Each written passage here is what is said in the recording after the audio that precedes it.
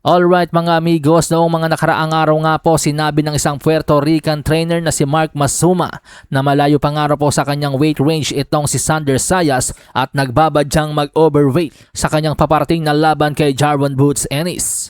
Pero today, pinatunayan po ni Sander Zayas na wala nang dapat ikabahala ang mga fans. Tuloy na ang kanilang bakbakan ni Jarwin Ennis bukas. Ito ay dahil pasok na po sa weight limit ng super welterweight sina Zayas at Ennis.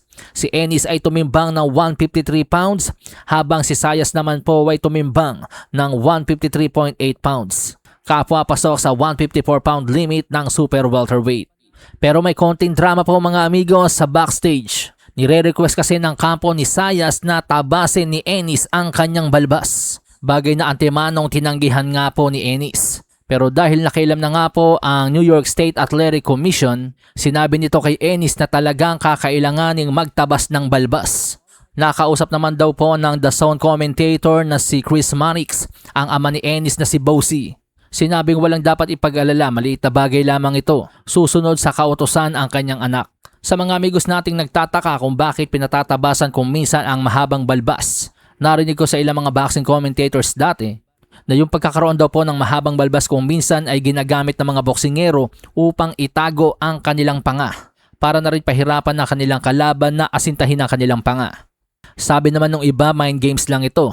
Parang iniinis mo lang yung kalaban mo na parang dinidiktahan mo, inuutusan mo nang sa ganon ay madistract at mawala ang konsentrasyon.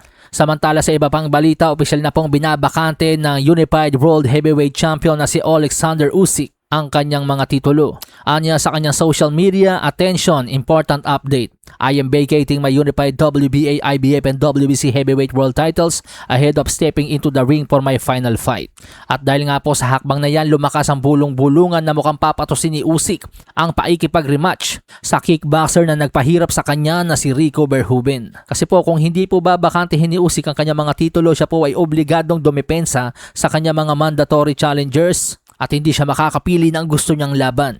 Ngayong nasa twilight na kasi ng kanyang karera si Usyk, natural gusto niyang i-maximize ang kanyang potensyal na kikitain. Kung gusto niya maipagbakbakan kay Jake Paul, kay Canelo, o sa mga dating MMA fighters or kickboxer, mawawalan ng karapatan ng mga major sanctioning bodies na pigilan siya. Samantala sa iba pang balita, WBA ibinalik si Gervonta Tank Davis bilang champion in recess at ipinag-uutos na ngayon ang bakbakang Floyd Schofield Jr.